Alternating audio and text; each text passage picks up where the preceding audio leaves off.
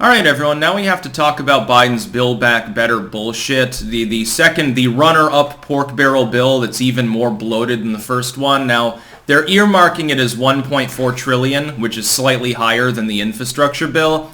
The real number is probably higher than $4 trillion, though. If you look at the actual cost of the things in the bill, the numbers do not add up, and the concept that we're going to tax the rich a little bit more on their marginal, yearly income, that doesn't even come close to paying for this. Or ending the Trump tax cuts for the rich. Well, you're really ending them for the middle class. You're also giving, by the way, a huge tax cut to the rich with the restoration of the limitless SALT deduction. You got to make something like $300,000 a year before that deduction would even apply to you, because state taxes are lower than federal. I had to pay a huge amount of federal taxes last year. The state taxes, although it was several $1,000s, considerably less. No matter how high tax your state is, you're going to be making reasonable six figures. In other words, you're not going to give a shit before that kicks in. Biden wants to restore that. Very interesting how Trump taxed that deduction, thus taxing more only specifically individuals making considerable. I think the cutoff would have to be like $250,000 or something. That'd be roughly the cutoff, or maybe a little lower or higher. The state tax rates are different, of course. But now people are saying, well, if this bill passes, it will really help the Democrats. They need to pass Build Back Better in order to give Democrats more approval and a better midterm chance. I'm thinking the infrastructure bill, when passed, despite all the hullabaloo, despite Biden parading around for days, and Joy Reid and Nancy Pelosi and AOC and all these people whacking themselves off, gleefully thinking about it and gushing about it, didn't help your approval at all for Biden. It didn't help the Dems' congressional ballot standing, number 2. It didn't appear to affect any of the down-ballot Dems in their particular polling. It didn't really help anybody. Now, why would a slightly marginally higher spending bill that has been stripped of much of the leftoid content, which I agree with, I have no problem with that, but it did have popularity among a segment of the population that Biden and the Dems are hurting with right now because they feel completely backstabbed and betrayed, which I predicted would happen, by the way, and I'm laughing at these people because they do this every fucking election. Oh, we'll vote Democrat. They're promising us universal pre-K. They're promising us better health care. They're promising us student loan debt forgiveness. Is any of that in the bill anymore? It's all been completely removed just to try to even have a chance to get it through the Senate. You still have to get several Republicans on board to pass it. And you need unanimous consent from all the Democrats. Neither Manchin nor Sinema has signaled that they're particularly willing to do this. If anything, I think they lean against voting in favor of this bill. Then you need several rhino Republicans other than Mitt Romney to glom on board, which means you have to load it with more pork barrel spending in order to get them to do it like they did before with the first bill. Why? Why would this positively impact the Democrats' approval when the infrastructure bill of similar size, at least on paper, did nothing? That was a big thing. Infrastructure this, infrastructure that. This is a main platform of Biden's, first year in office. The asterisk administration. This and Build Back Better were twain anyway from the get-go. They were initially going to be passed together. It wasn't allowed by people like Manchin. And then the parsed down version was passed without the consent of 7 different House Democrats.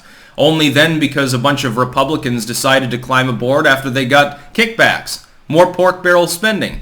By the way, let's say that it positively affected your polling for a while. You get a bump, 2-3 points.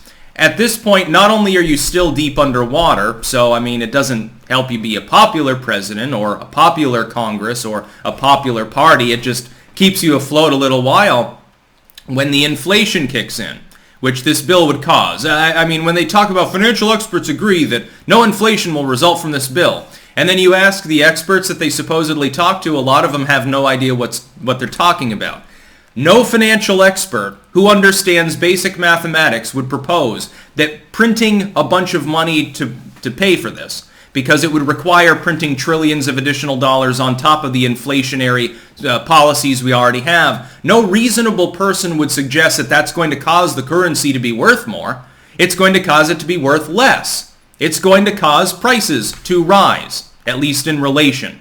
It's not going to help wages. It's not going to create jobs. It's not actually going to prop up reasonable infrastructure. It's not going to pull a return. It's a massively expanded version of shovel-ready. Do you remember this from the Obama era? Shovel-ready was a slew of infrastructural jobs. This supposedly would be created by an omnibus spending in the multi-tens of billions of dollars range. Solyndra was involved. That's the most famous one. Of course, they went under. Taxpayers lost a huge amount of money. The bill as a total, that portion of Obama's rescue package, did not bring a return. It was deep in the red. But this shouldn't surprise us. This happens with virtually all centralized government spending in the world. The government doesn't have to think in terms of making a return and making a profit. They have limitless, inexhaustible resources. That's why that normally, same thing happens in the legal system. A reasonable person doesn't initiate a legal case unless they think they have a reasonable chance of winning because they have to pay the fucking lawyer and the court fees. Especially if they lose and they don't get anything, they're down shit creek without a paddle.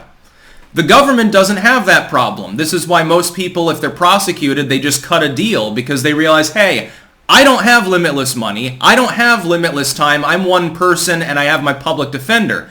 That's the state. They can print the money that they're suing me with. They have all the time in the world, all the resources in the world. So they don't have to worry about efficiency. This is one of the main problems of highly centralized government systems. We see this in China. In China, you have a good return on investment in most cases in privately funded public sector growth because they've created that mixed market. That side of their economy is doing better than ours.